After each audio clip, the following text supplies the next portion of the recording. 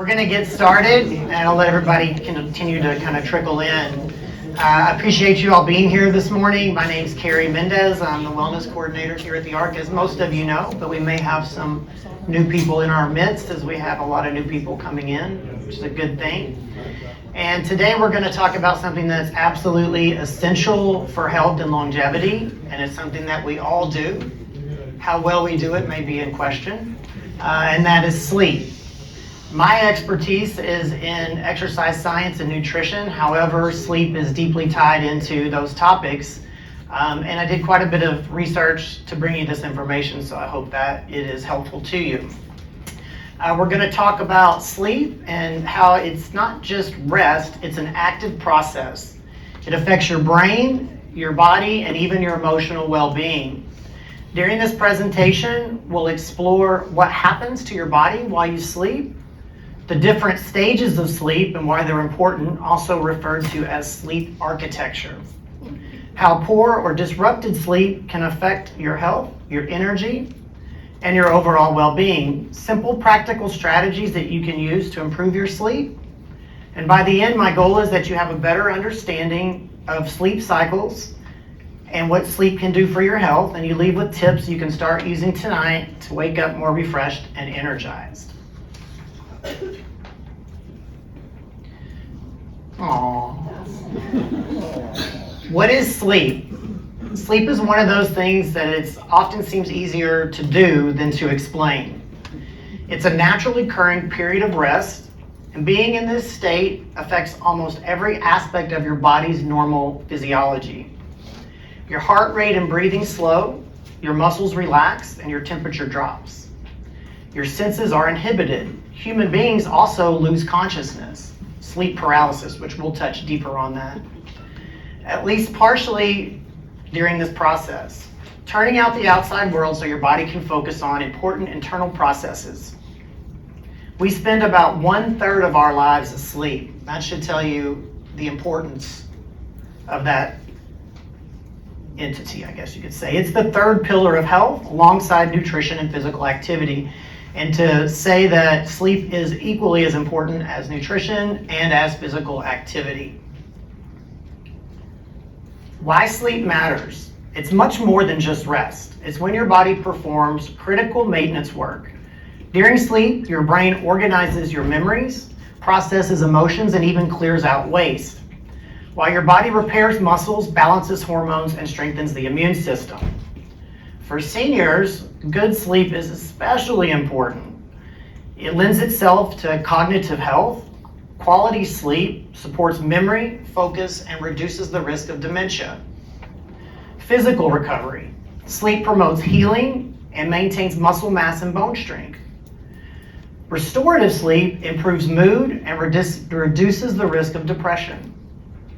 Better sleep even improves balance and coordination, reducing your risk for falls. Poor sleep is linked to high blood pressure, diabetes, and heart disease, all common concerns for the older adult. Now, I mentioned cleaning up. Did I mention cleaning up? What did I say? Yes, cleaning up your brain. So that's actually a process done by the glymphatic system. And I have a whole article here. If you want a copy of it, I can make one for you. It's called Brainwashing. Not what you think, brainwashing. Brainwashing. Scientists have discovered that the brain has a specialized cleaning crew called the glymphatic system. This system works mainly at night while we sleep, using cerebral fluid to wash through the brain and clear out waste product. How does it work? During sleep, especially deep sleep, slow wave sleep, brain cells actually shrink in size. I found that fascinating, creating more space between them. This allows the cerebral spinal fluid to flow more freely and flush out metabolic waste. What kind of waste, you might ask? Waste like proteins, beta amyloids, anyone heard that? And tau, anyone heard that? Yes. So tau is a microtubule associated protein found mainly in neurons. And abnormal tau clumps up and tangles together. So if it's not flushed out, it can become clumpy. This is attributed to Alzheimer's. Beta amyloids, also small protein fragments from larger proteins. So when we get into that deep sleep, the glymphatic system helps to flush those things out and keep the brain nice and clean. Poor disrupted sleep reduces the effectiveness of the glymphatic system, and over time, this can increase the risk of neurodegenerative diseases. Consistent restorative sleep is critical for keeping the brain clean and functioning well into older age. So now we'll go into the types of sleep. Sleep is broadly divided, human sleep anyway. I think we're all humans in here, yes? Okay. Human sleep is broadly divided into two main types: non-REM sleep, or non-rapid eye movement sleep, and REM, which is rapid eye movement sleep. And sleep generally happens in cycles. Well, it happens in cycles. 4 to 6 cycles per night, depending on how long you actually sleep. Each cycle has different stages. The non-REM, there are 3 stages consistently called N1, N2, and N3. Stage 1, non-REM sleep. Now this makes up the majority of your sleep night, about 50%. This is your heart rate slows, you're in that light sleep stage, your muscles relax, your body temperature drops. And this is a really important thing. The drop in body temperature helps you to transition into deeper sleep. If you're sleeping in a room that's too warm, it can affect us, and we'll touch on that a little bit later. Stage 3, non-REM sleep, deep sleep, is the most restorative stage. This is where your body restores tissues, builds bone and muscle, and strengthens the immune system. Blood pressure and breathing slow, giving your heart a rest, and is critical for feeling refreshed in the morning. We touched on this already. So stage 1 and stage 2 is about 50% of your total time. Stage 3, let me grab my pages. Here we go. Stage 3, non-REM sleep, known as deep sleep. This is your slow wave deep sleep. This is the most restorative stage. Your brain activity produces slow delta waves. It's critical to stay in this stage to feel refreshed when you wake up in the morning. Blood pressure and heart rate are at their lowest. Tissue growth and repair continue, and immune system is strengthened. REM sleep, this is your, probably we've all heard this, right? REM sleep, rapid eye movement sleep. This is your dream state sleep. It usually begins about 90 minutes after falling asleep. And I think in your handout, I put a graph in there. It shows kind of the architecture of a night. It has the sleep stages. This is where emotional regulation, memory processing, and learning occur. Body is temporarily paralyzed. It's kind of a frightening thought.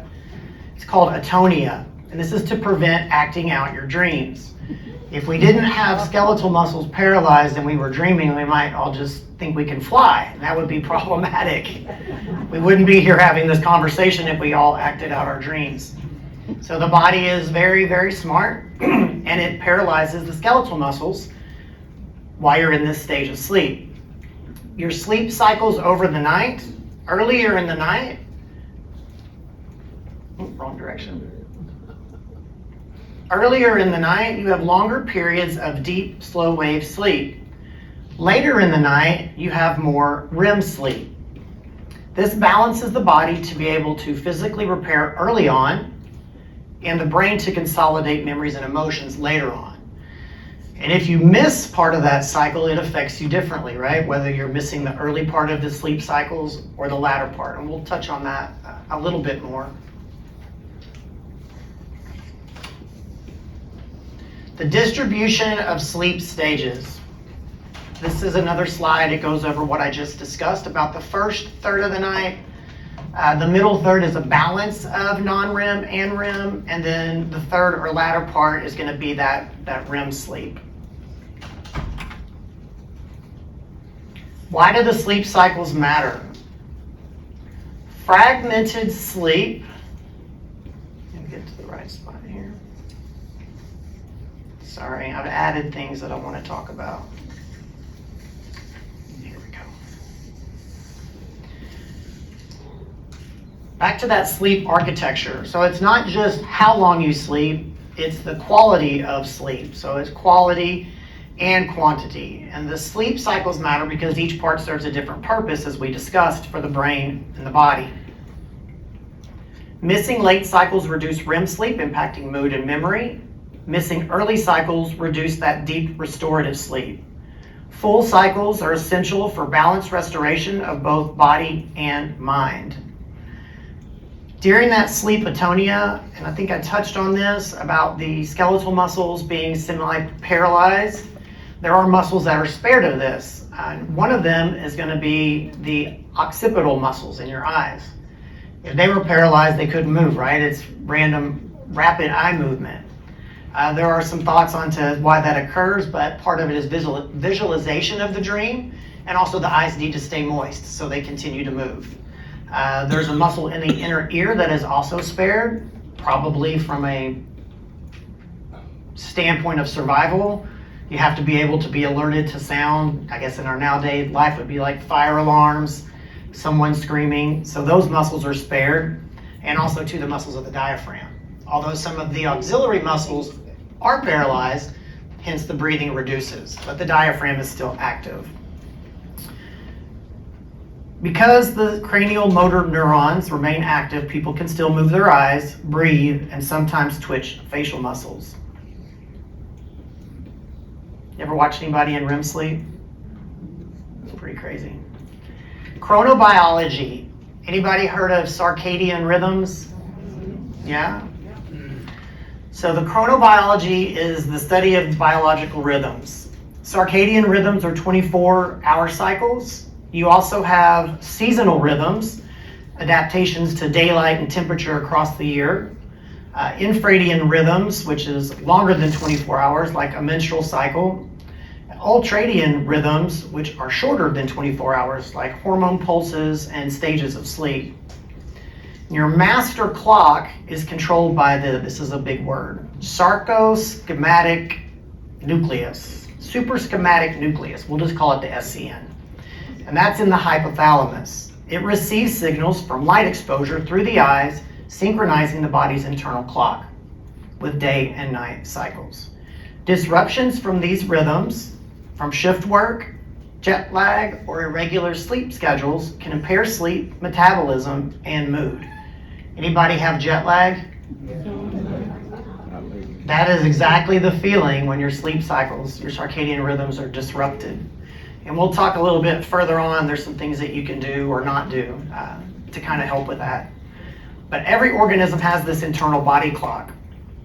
Human beings in general run on a 24-hour cycle, following the basic patterns of Earth's day and night. Our body clocks can be very affected by what's happening around us in our environment. For example, light can interfere with our circadian rhythms, which is why both sunlight and artificial light can get in the way of a good night's rest. Other environmental factors include temperature, cardiovascular exercise, and social activity. And this is a picture of a 24-hour circadian clock, just to give you an idea of what that looks like. Alaska, anybody ever been to Alaska? Yeah. Yeah? So they either have lots of daylight or lots of darkness. It's kind of a natural laboratory for circadian rhythm research. And they have to do things like exposure to artificial light, closing out the blinds, making the room very dark, artificially darkening the space to maintain good circadian rhythms. There's also something called a chronotype. Everyone has a personal chronotype. You probably know what yours is. Your personal experience can alter these rhythms. It's also shaped by genetics. We have the morning lark. Morning larks prefer bedtimes, early bedtimes and early wake times. Any morning larks in here? I know I've seen some of you out at 4 a.m. walking and exercising, or checked into the gym at 4 a.m. even though it's not open. But So those would be your morning larks. Sleep chronotypes describe individual differences in circadian rhythm preferences. Essentially, whether someone is naturally inclined to be an early bird or a night owl, or somewhere in between. Chronotypes is largely a biological trait, and it's regulated by the SCN, the suprachiasmatic nucleus. That's a mouthful. In the hypothalamus, which is that internal body clock. And then we have the night owls on the other side. I think it's inevitable that a morning lark is married to a night owl. Yes? Night owls prefer later sleep times and later wake times.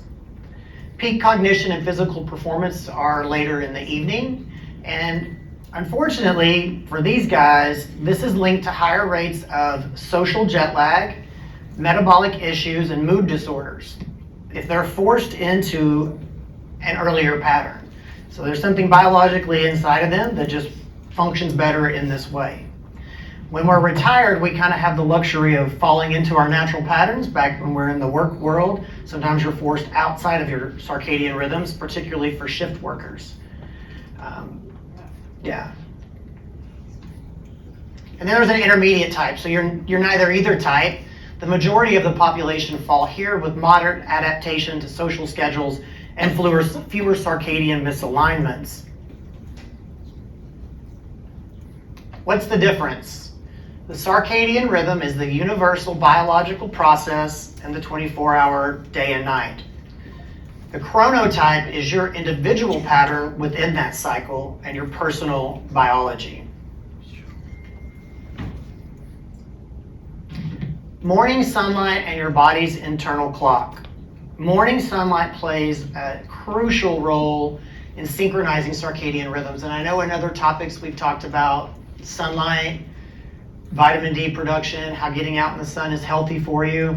Not in the middle of the day, not scorching heat, but there are receptors in the eyes that when they take in that morning light, it tells your body it's time to wake up. It triggers cortisol, it alerts you.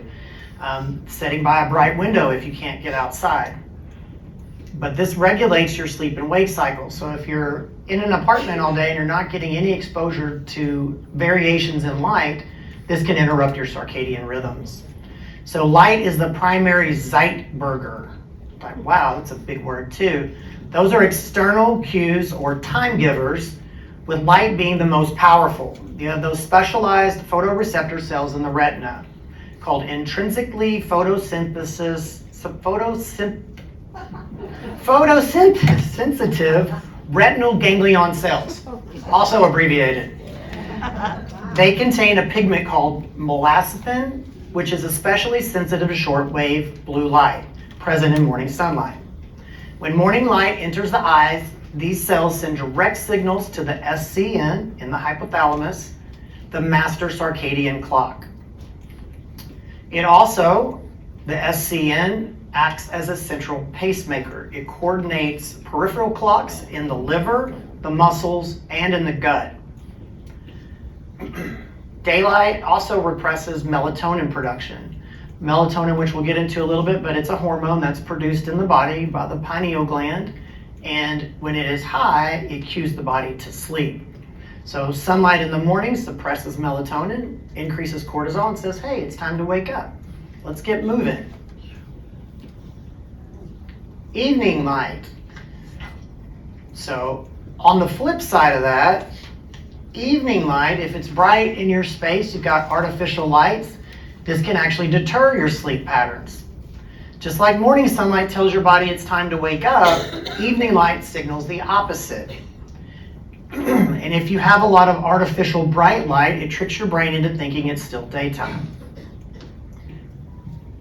Why is it a problem? Well, we have so much artificial light in our environment, blue light, screens, tablets, watches, pads, and laying in bed and scrolling can seem like something to do with your time. However, what you're doing is tricking your brain into thinking it's still daylight outside. It's still time to be awake. So blue light from screens, which is blue light from the sun, tells your body it's time to wake up, is especially strong at cueing the brain to be awake. So if you're one that wakes up at night, reaches over for your phone, I can't sleep, scroll, scroll, scroll, that is actually counterintuitive to getting back to sleep.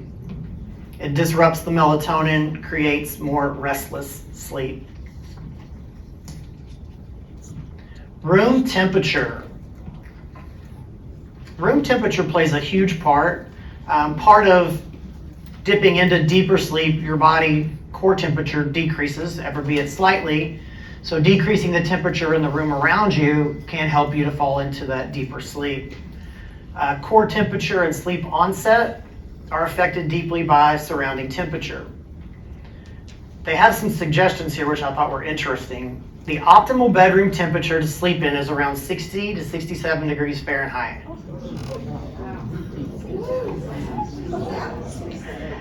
For most adults, a room that's too warm can delay sleep onset and increase nighttime wakenings. Seniors with temperature sensitivity might like a slightly warmer range, 65 to 70 degrees Fahrenheit. So you can take that information and do with it what you like, but if you're sleeping, if you have sleep issues and you're sleeping in a room that's, let's just say 78 degrees, try taking it down a degree or two and see if that helps. You can still be covered up with blankets, but just the environment being a little bit cooler may help you to fall into deeper sleep.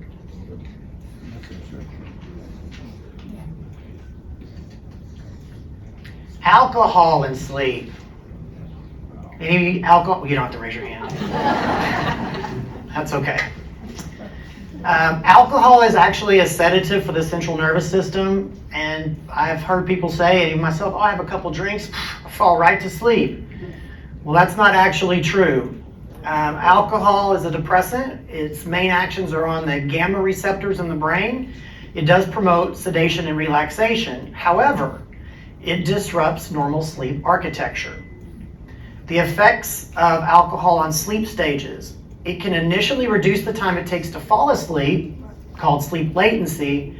However, it suppresses REM sleep, rapid eye movement sleep, especially in the first half of the night. Remember, REM sleep is critical for memory, mood regulation, and brain restoration. And I think that's probably a little bit tied to if you have a couple drinks, maybe a couple too many, the next day you're like, whoa, what happened? Right? Anyone? No, not that many? Okay. It's partially because your memory consolidation in the night, that part of your sleep has been disrupted, so your brain did not consolidate and pack those memories away. That fragmented sleep in the second half of the night is because that's when the alcohol is being metabolized out of your system. So it decreases deep, slow wave sleep. It also disrupts your circadian rhythms. It relaxes throat muscles and can worsen snoring and sleep apnea, which we'll also get to in a minute. Blood alcohol levels fall. There's an increase in the autonomic nervous system activity that can lead to night sweats, increased heart rate, and restlessness. Alcohol reduces nighttime overall growth hormone release, which is imperative for tissue repair. The next day effects, because alcohol reduces that REM deep sleep, even moderate intake can lead to poor cognitive performance, irritability, reduced alertness, and daytime sleepiness. So the takeaway on alcohol is why it may seem that it's easier to fall asleep, it tends to lighter, fragmented, and less restorative sleep. Long-term use contributes to chronic sleep problems and increased risks for insomnia, depression, and cardiovascular disease. All right, so we got alcohol out there. Caffeine and sleep. Any coffee drinkers in here? Yeah? Okay.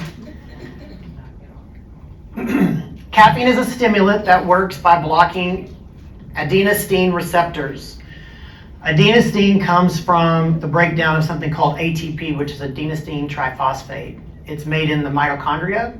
We know what that is in the cell, the powerhouse of the cell.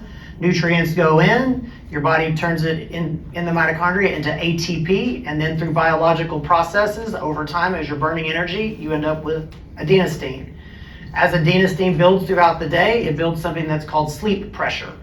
So as your day progresses, you get towards the end of the day, you start to feel sleepy. That is the buildup of adenosine. And how caffeine works is caffeine blocks those receptors, so you don't feel as tired, even though the adenosine is still there. It doesn't deactivate it, it simply blocks it. So when the caffeine is no longer working, the caffeine crash, right? Because all that adenosine that it was blocking is now flooding in. So that's the caffeine crash.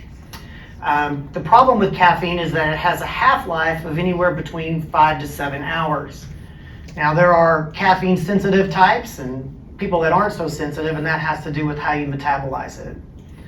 Now that means if you drink coffee in the afternoon at 12 o'clock, by 6 p.m., half of that caffeine is still active in your body. So you lay down to go to sleep, and when caffeine is no longer active, the adenosine that was being blocked is now flooding in, and you can't sleep. So for seniors, this effect can be even stronger because the caffeine is metabolized more slowly just by age in general. Even a cup of tea, which does have caffeine, or coffee late in the afternoon can make it harder to sleep soundly at night. So to protect quality of sleep, it's best to avoid caffeine at least 6 to 8 hours before bedtime. And the effects of poor sleep on health and performance. Cognitive and performance effects. So we talked about attention and alertness, memory and learning, even executive function, impairments in decision making, emotional regulation, and problem solving are all well documented from sleep deprivation or just poor overall sleep over time. Mood and irritability, anxiety and depression are also associated with long-term sleep deprivation or sleep interruption. And this is even more important, I think, is the weakened immunity. Sleep deprivation decreases natural killer cell activity and antibody production, reducing resistance to infections. And it's also pro-inflammatory, so it raises cytokines in the body. So sleep deprivation disrupts hormones, including insulin. If we're sleep deprived, we become insulin resistant. This is done in a research study. Just 3 days of sleep deprivation, and that doesn't mean no sleep, but disrupted sleep, and we become more insulin resistant. So that's not a good thing. Common sleep challenges. You guys might be able to add to this list, I don't know. Insomnia, defined as difficulty falling or staying asleep. It's a common disorder and it affects 30 to 35% of adults at some point. It often involves hyperarousal of the nervous system, increased nighttime cortisol and brain activity, making it hard to initiate sleep. Circadian rhythm disorders, which we talked about, that misalignment with your sleep cycles. Disordered sleep breathing. Obstructive sleep apnea, characterized by repeated pauses in breathing during sleep due to an upper airway obstruction. This leads to fragmented sleep, oxygen drops, daytime sleepiness, and higher risks of cardiovascular disease. It's more common in older adults and those who are overweight, and there are some that just have anatomical traits that make them more apt to have sleep apnea. Restless leg syndrome. Anyone familiar with that? So it's the urge to move the legs. It's often accompanied by unpleasant sensations, especially in the evening. And then we have just the overall category of age-related sleep changes. Seniors often experience lighter sleep, more awakenings, and less deep, slow sleep. This is in part to a decline in melatonin production. Melatonin is produced in the pineal gland, and as we age, the pineal gland can become hardened. So that's a natural decline in melatonin, changing the circadian rhythms, leading to sleep disruptions. Pain can fragment sleep. Naps. Any nappers in here? Anybody napping right now? No, I'm just kidding. It's okay. So naps can boost alertness and memory and mood. They're pretty specific, the research on how to nap, if you will, and duration of naps and what's beneficial and what can become disruptive. And it goes back into those sleep cycles that are about 90 minutes in length. So if you're taking naps that are longer than 60 minutes, you wake up and you feel groggy, like the nap did you no good whatsoever, and you feel worse. And waking up in that cycle can be disruptive to your sleep later in the evening.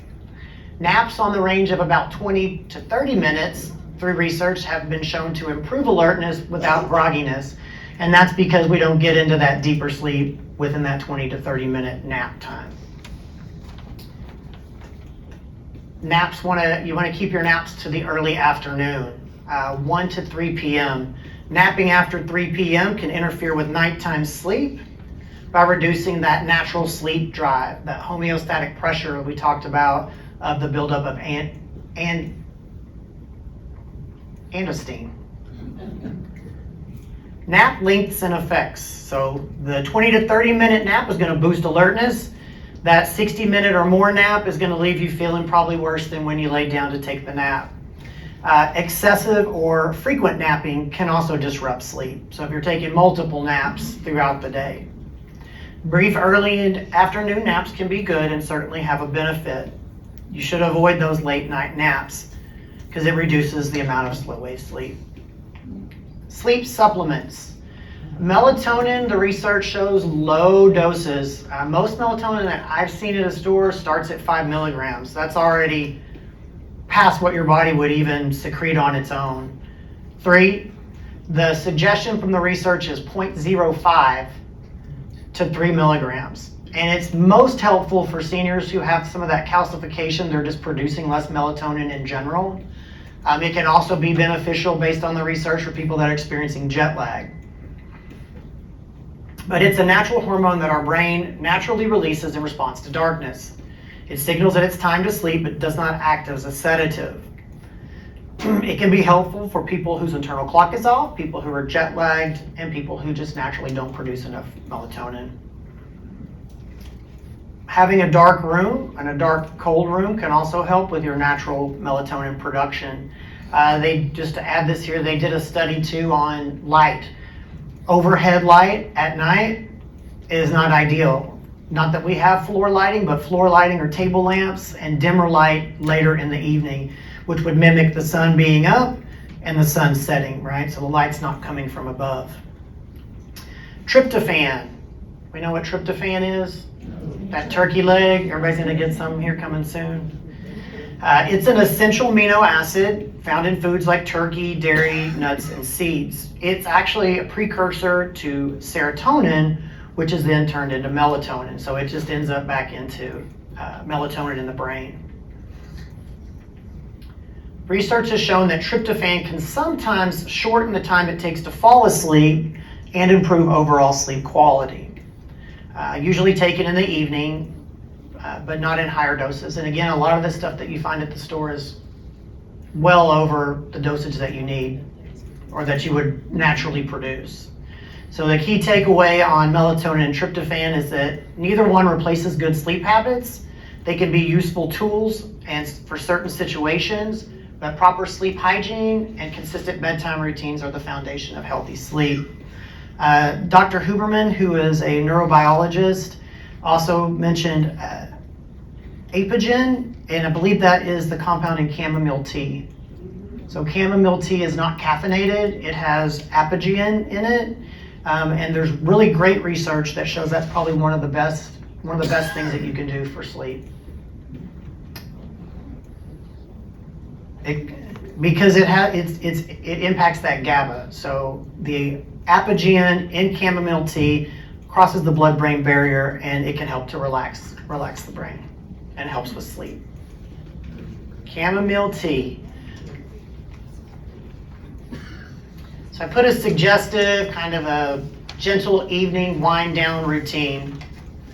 2 to 3 hours before bed, preparing the body for sleep. Begin lowering overhead lights to soft, warm lights to help the pineal gland increase melatonin production.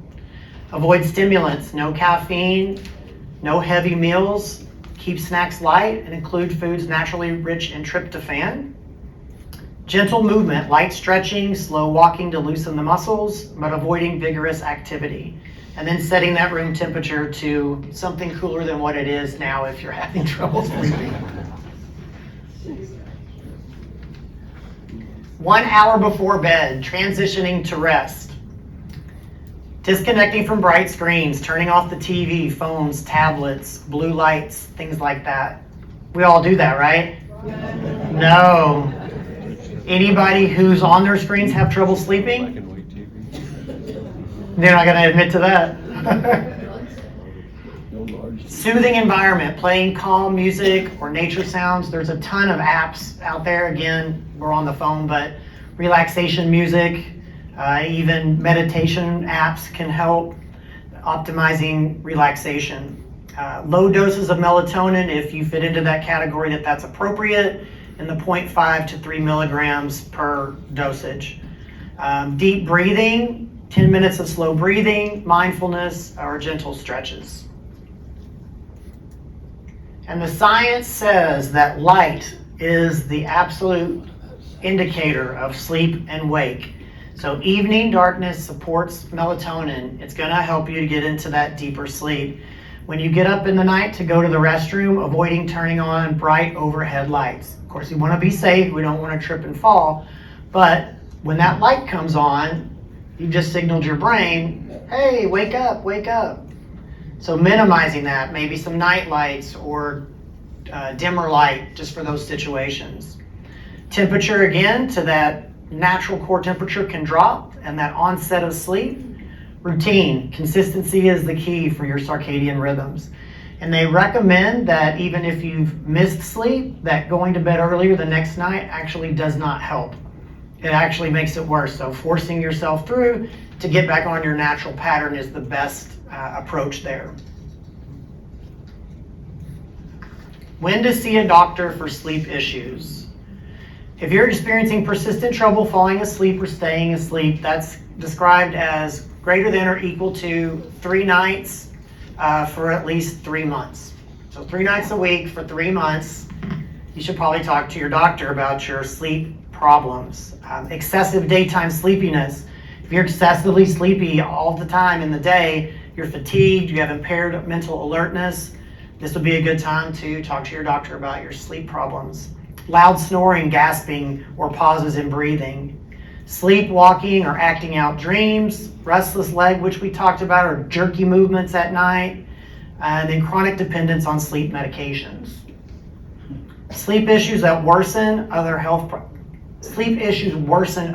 problems, such as high blood pressure, diabetes, and mood disorders. That's why it's so imperative that you take a really deep look at your personal sleep and try to make some changes and see if those have an effect on your overall sleep quality and your sleep quantity.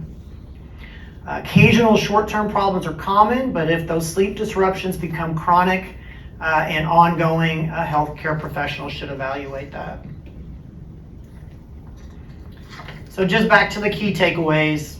We're going to kind of wrap it up. Sleep is active, not passive. The brain is very, very active, although the body is not. It's imperative to your hormone balancing and tissue repair, flushing out toxins in the glymphatic system. Quality and quantity matter. Routines are key, and daytime sunlight and nature exposure can help. And I know I talked about this in another presentation, but safe contact with natural surfaces like grass, dirt, sand, on your bare feet, on your hands, it has a huge health benefit, and it can help ground you. We're electrical beings. The earth has an electrical charge. You actually ground into the earth and discharge, and that can be very helpful along with the sunlight. It can support those circadian rhythms. Limiting caffeine, limiting alcohol, no fun, and getting those screens out of the bedroom. Another recommendation, which I didn't include in here, but I'll touch on, is removing all clock faces from your sleep area.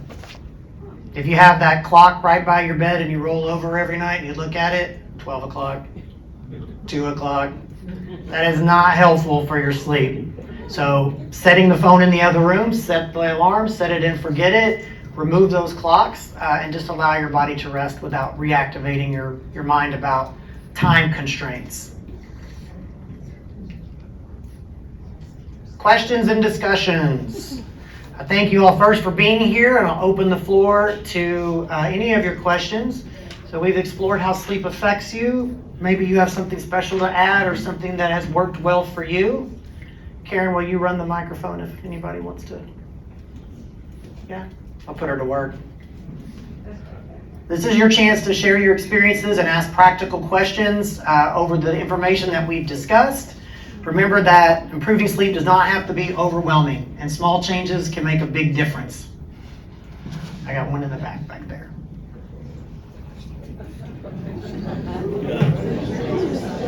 She's very good at this. Boy, are you fast. Do you have anything on the darker glasses that have been made for screens? I didn't include anything in here. I do have some information on my desk if you wanted about blue. Are you talking about blue blockers? Yes. Yes. So blue blockers can be beneficial. There's a downside to that, just like with everything. I have a handout for that. If you'd like it, you can come to my desk. But blue blockers do help. So if you're on screens at night, are you guys familiar with blue blockers? So they're glasses that block out those blue wave lights that trigger the brain to wake up. So those can be beneficial. Light does still penetrate them, so if you're still in a lit environment, it's going to be detrimental to your sleep. If the screens, I've got a screen that goes black with white words on it, does that do away with the blue light, or is the blue light still there? The blue light is probably still there. I don't know. I'm not sure on that one. I'm not clear. Do you have trouble sleeping? Well, I haven't in the last few minutes. You can hire me. I'm for rent. I'll come over and put you to sleep. I just, the circadian rhythm is, if you come over 11 o'clock tonight, I'll be wide awake. You come around 11 o'clock in the afternoon, I'll be trying to go to sleep. So I struggle with that. Okay. You have any We can talk suggestions? deeper off screen if you would like to talk about that, because it's very personalized. It has to do with medications that you take, and a lot of your personal daily things that you do are going to affect the answer that I would give you. So if you want to talk offline, I'd be glad to do that. Anybody? Right behind you. Several years ago, a doctor for dry eyes suggested that I wear a mask at night to help improve that. And that's helped with all kinds of things. So I have a clock in my bedroom to wake me up, but I don't see it because I have a mask on, and I don't see the other lights. So that's just a help. And it helps the dry eye too. That's very interesting. I didn't know about the dry eye thing, but certainly a mask blocks out light, and it blocks out visual stimulation, i.e. the clock or other things. Thank you.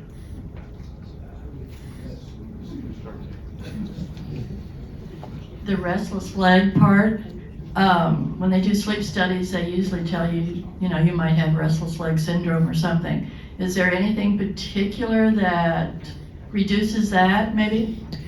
That I do not know, because I don't know the underlying mechanisms in depth as to what causes restless leg. I had a friend that was tested for it. I think there's a genetic connection to it, but I couldn't tell you. Sorry.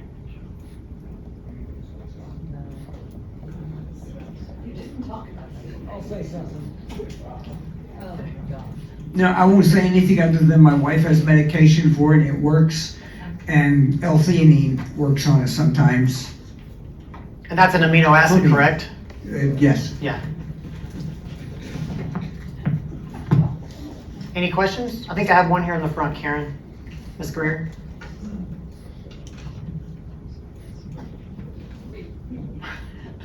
You did not speak on sleep aids at all. You're other than melatonin. So there are tranquilizers and all kinds of sleep aids, and I just say that the best thing to do is to do the natural route first, because long-term dependence on sleep aids, although you're in bed and your eyes are closed, affects those rhythms, which over time affects your overall health. Interesting, thank you. I wake up every morning at 2 a.m. to use the bathroom. It only takes a few minutes. And I hope to go back to sleep. Mm-hmm. Am I alone? No, sir. And actually, there are, every human, when you cycle through those, there's a brief moment of wakefulness in between the cycles. But waking up to use the restroom, I think is something that we all probably do. The goal in that is to not flip on every light in the house so you're in this bright environment, making it harder to go back to sleep. But again, then your overall time sleeping, right? You get back into the sleep cycle. So overall time and then quality of the time that you are sleeping. And the research shows that those brief wakefulness, as long as you're getting back to sleep, are not detrimental.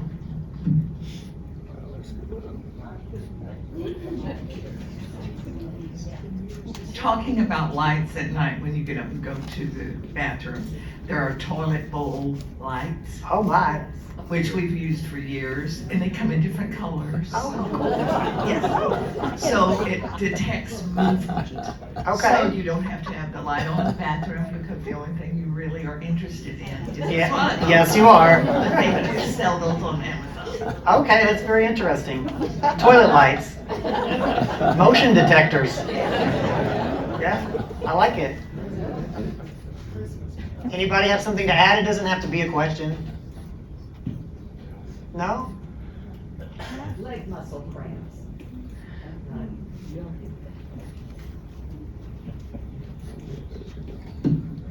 Leg muscle cramps at night, especially the calf muscle. I would say, again, I'm not a doctor, so I'm just giving you my opinion based on my background. If your muscles are cramping at night, particularly your leg muscles, it is a hydration issue and probably a lack of magnesium and other electrolytes. Yeah. I saw mine with pickle juice. Pickle juice is great. I love pickle juice. I used to get in trouble because I would drink all the pickle juice out of the jar and put the pickles back in the refrigerator. Drove my mother insane because the pickles dry out. Anybody want to add something? Sweet gherkin. Sweet gherkin pickles? Pickle juice, yes. Okay. And they don't dry out as fast. I got another pickle juice connoisseur. That's awesome. Anybody want to add anything that you might find helpful or just funny or? I saw an article yesterday, and I don't remember where I saw it, that if you took 3 to 500 grams of magnesium 1 hour before bed, it would help you sleep. Is that fact or fiction? There's a lot of research for that. The mechanics by which it works is actually scientific. Magnesium threonate and magnesium glycinate actually help to relax the muscles and actually help to relax the brain. Now again, if you're not deficient in it, maybe it's not as effective, right? Because you already have it there. But if you're deficient in it, which the majority of us are, it can be very helpful, yes.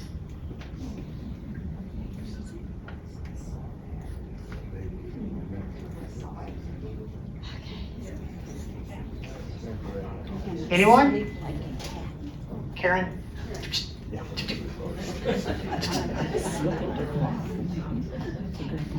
What about the effects of chocolate?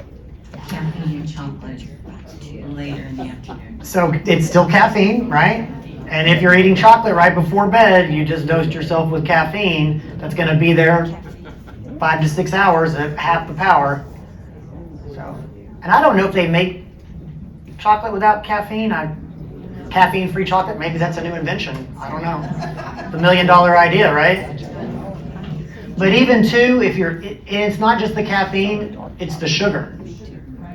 So if you're eating sugar, which is an energy source, right before bed, well, one, your body's going to turn it into body fat, and also it's going to give you energy. It's going to keep you alert. So we want to try to keep that 2 hours before bedtime of not eating anything. So it's best to eat it's breakfast like a king, lunch like a queen, dinner like a pauper. And then after that dinner small meal, you're going to go and take a walk, right?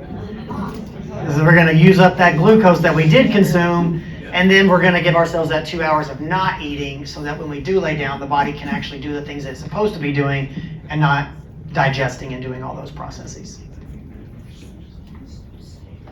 I see a hand. So I've got this watch. It tells me how much time I sleep.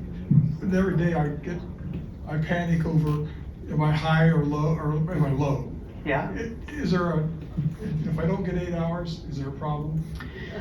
So the 8 hours, there's two components, right? Time asleep and quality of sleep. And if you're panicking about, am I getting there? Am I getting there? I would say that's a deterrent. Wearables, at least from my standpoint, are meant to be temporary, right? You wear the ring or the watch temporarily to get a snapshot, and then you take it away. And then you sleep normally for a while, and then you put the device back on and see if things improved or if they got worse. Instead of using it every single time, just giving your brain something else to do. Make sense? Anyone? Karen, did you have something? Oh, I thought you had your hand raised. Right over here.